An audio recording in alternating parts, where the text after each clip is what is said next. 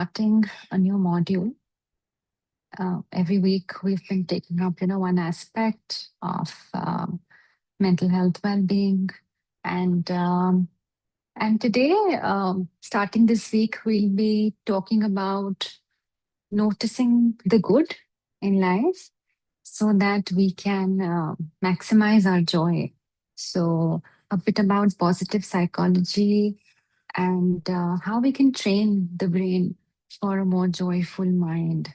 So that's what this week will be all about. And we might also learn about certain practices that we can do,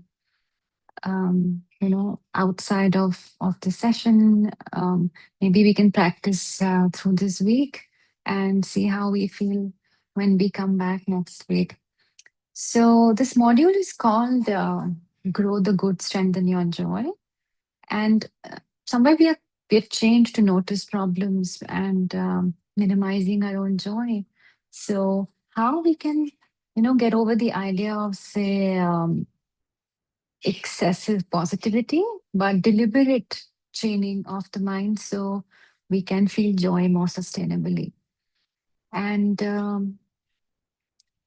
for that, before we start, as we do, we'll just practice a few minutes of settling in, connecting with ourselves. So, for that, I invite you to sit up straight if that's possible. Close your eyes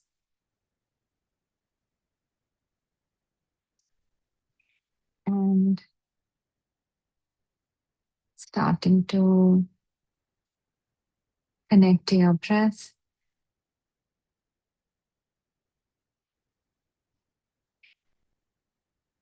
Perhaps taking 3 deep breaths, slow breaths.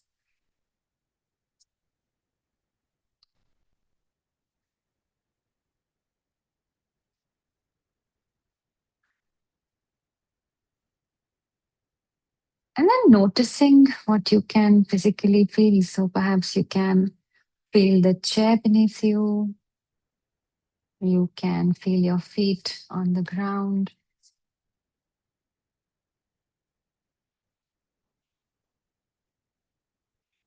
Perhaps the temperature of the air. Any sensations you feel on your skin.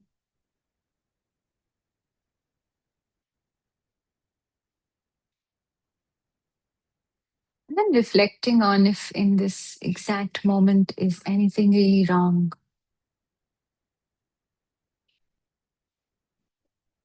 Not going to the past, but staying, if you can, with your breath in this moment right now and asking yourself,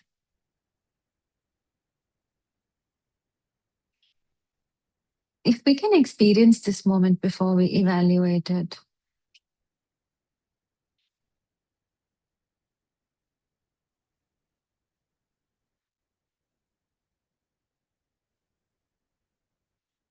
Staying with your breath, returning to your breath if you find yourself distracted.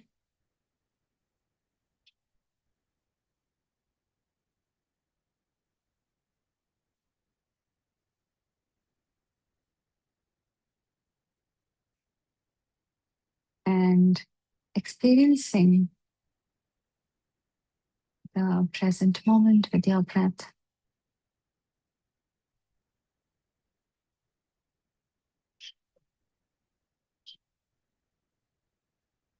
And bringing to mind something from yesterday, just anything.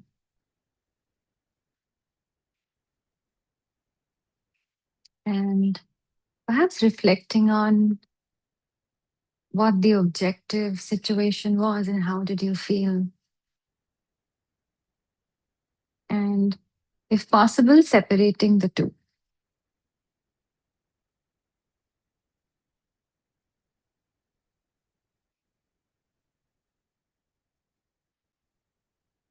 And with that,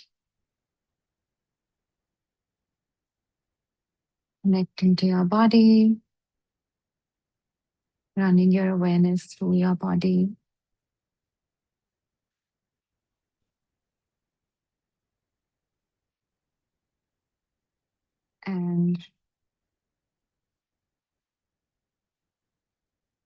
Bringing your awareness back to the space you're in.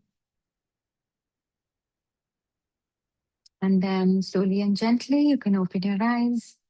Now, while we will be discussing gratitude as we go, through these sessions, it's not probably the central insight of what we're going to talk, because the brain, if we understand it, is not really designed to make us happy. It's designed to keep us alive.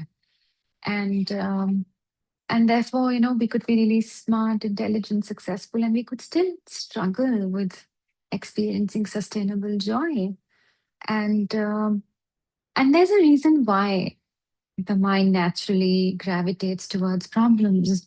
Now, there is uh, a negativity bias, but the reason we notice more wrong more easily than what is right is not because we are negative. It's because the brain has evolved to prioritize survival over happiness.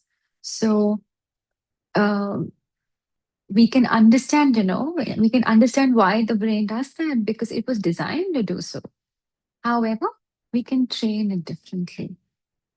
Now, we know that certain negative, say, remarks, criticisms, certain um, hurtful acts from other certain situations, they tend to stay with us longer, even more intensely than the exact positive things, the complimentary positive things that would have happened.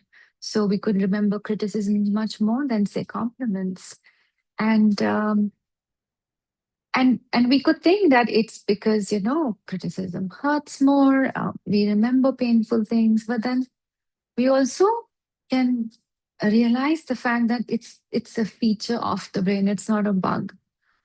Now, when we thought about yesterday and we remembered something, we could have gone into, say, a difficult conversation or some stress that had come up. We could have also, say, done the opposite and gone to think about, say, a good meal or a good time, say, with friends or family.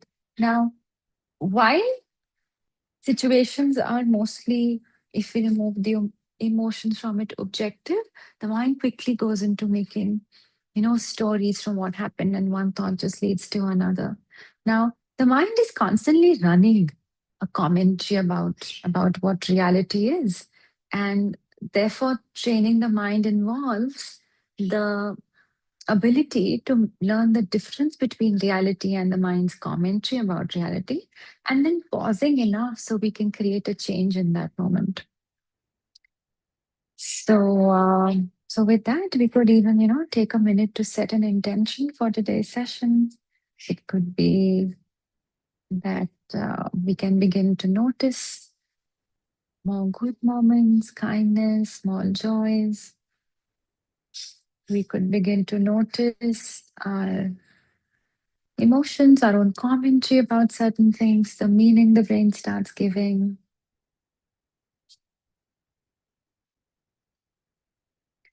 And with that, I'm thinking about your intention and then rechecking with it as we go along. So the brain has evolved over hundreds and thousands of years, most of human history.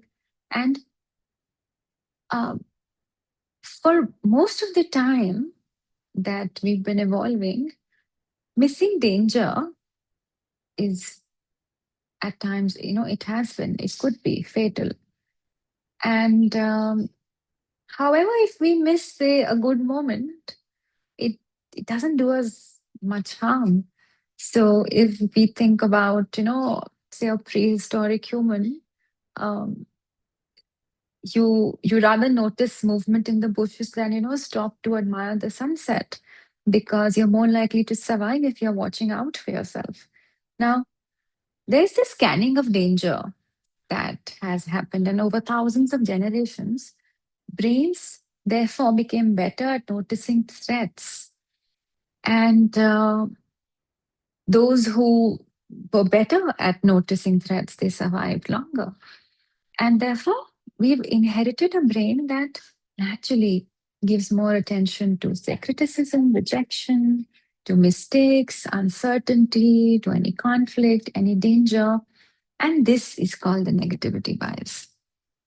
So the brain is not trying to, make us miserable. It's just trying to make sure that we survive. And therefore, this giving more attention to anything that is difficult, as we said, uncertainty, if there's conflict, any danger, any chance of rejection, mistakes we made, criticism that we get, giving more attention to all of this is called negativity bias.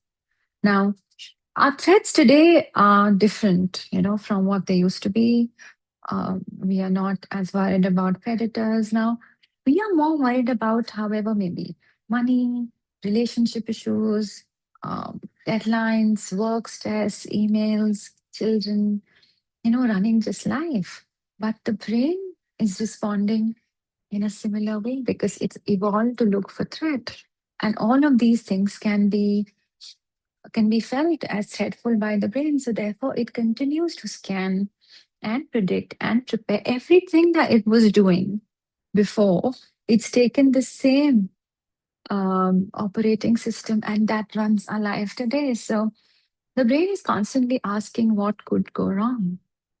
Now, while the question can be useful occasionally, it becomes exhausting when it becomes, our default way of living. Now, we can reflect on this, that how much of our day is spent scanning for what's missing, what's wrong, instead of noticing what we have or um, what we are blessed with. Just reflecting on that, how much time we spend in one from the other. Now, research does suggest that negative experiences, challenging situations, they receive more attention. They are processed more deeply and they are remembered longer compared to equally positive experiences. Now, if we think about it, um, what if the brain is not telling us what is the most important thing, but only what's the most threatening thing? So there could be more, say, valuable things or more meaningful things that we could lay our eyes on or we could think about. But since the brain is more interested in what's threatening, that's the input it keeps giving us. And for example, if we look at, say, high achievers or perfectionists, you've achieved something you worked really, really hard for. But the moment we get it, the brain automatically just starts thinking about the next thing almost immediately because the brain quickly adapts. So the achievement or the shopping or the meal at that time felt good, but it's just become yesterday's normal. So now the brain begins to scan for the next problem. And this is why we see that external things or at times even achievements, external success, it rarely produces lasting well being or lasting joy in us. Now, we could think that if something good happens, then I'll naturally enjoy it. Um, but not necessarily because the brain, since it's not really focused on finding that and staying with it, good experiences can often pass through the mind quickly unless we give them attention. So many positive no moments could last only a few seconds before our attention has already shifted back to problems. We might not acknowledge certain things that could be happening, that are good for us, that have given us joy, made us feel good. And we could just passing them by because the mind's attention is not in the positive. And it's not because the moments themselves were not meaningful, It's because the brain wasn't trained to stay with them. Now, we could have all gone through, lived through great moments, beautiful moments, without ever truly experiencing them because the brain wasn't ready, or the brain wasn't receptive enough, patient enough to sit with them or to see them even. Now, even if we think about different religions, what they say, different traditions, the the mind's uh, feature, or the mind's most defining trait is that it's restless. So it's constantly moving, and one of the, you can say, one of the disadvantages of having a restless mind is that it's all the time looking for what's missing, what's next, what's wrong, what should be different, what else could it do. So when we intentionally try to quiet the mind, whether it's through meditation, mindfulness practices, through prayer in certain religions, we can return to, for that at least brief period, what is present. And therefore, everything is, in a way, talking about the same thing, negativity bias that we hold. So when we spend some time, at least being in the present, where the mind is not distracted by thoughts of the future or the past, then we can train the mind to stop storytelling, at least for a bit. And while we will continue to perhaps have negativity bias, and it's not like it's something that, we can completely eliminate. It is something definitely to recognize, because once we become aware of that, we can have some choice. Um, so as we've learned to, question differently, instead of automatically asking what's wrong or what's missing, perhaps we can begin to ask what is also true, and or what am I not seeing yet that could be positive. So as we train as we train the mind and these small shifts are created, we open ourselves to feeling more joy, to feeling more gratitude, resilience, and yeah, gratitude does, as also seen in research, it's very helpful to stabilize mood, to feel good, um, and to even become more resilient. So let's practice. It's a short practice, and again, I invite you to close your eyes,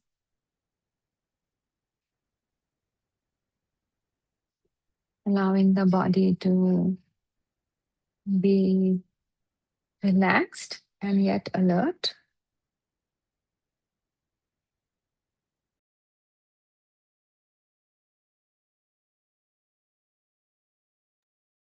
Dropping the shoulders,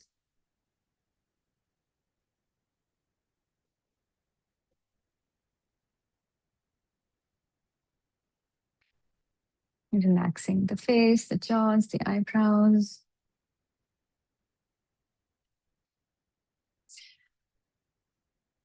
and connecting to your breath.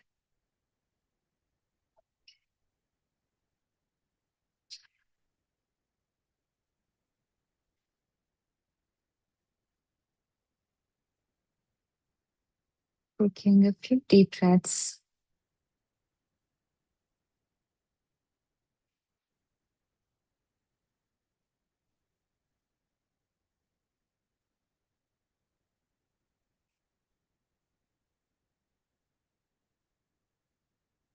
Staying present with your breath.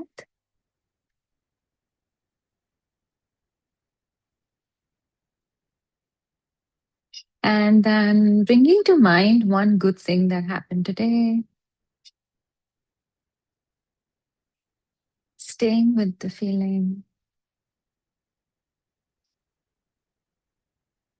Notice where you were, who all were there, if anyone, how it felt.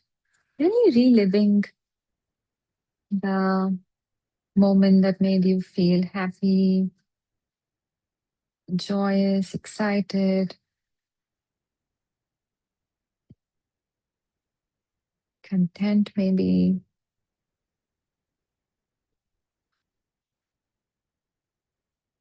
Staying with it.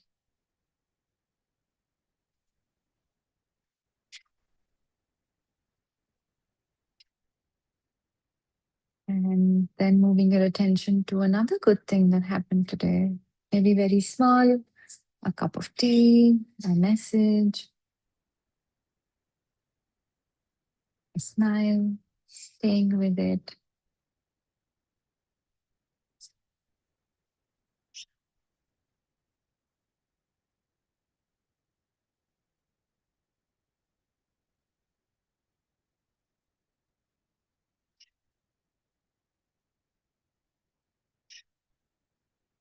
And then one last thing bringing to mind from the day.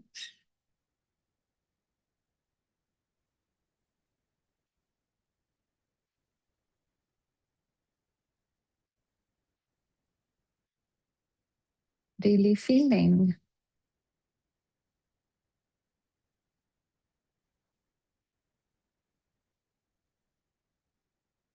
Really feeling the moment, the emotion. And then repeating to yourself, good things are happening to me. I choose to notice them. Good things are happening in my life. I choose to notice them.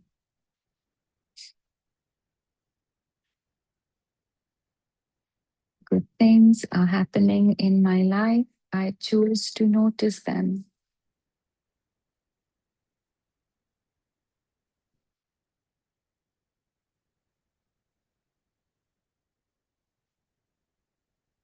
And taking a moment to feel gratitude for your body,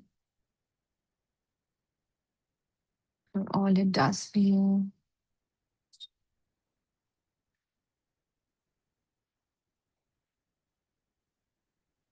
Gratitude for your breath.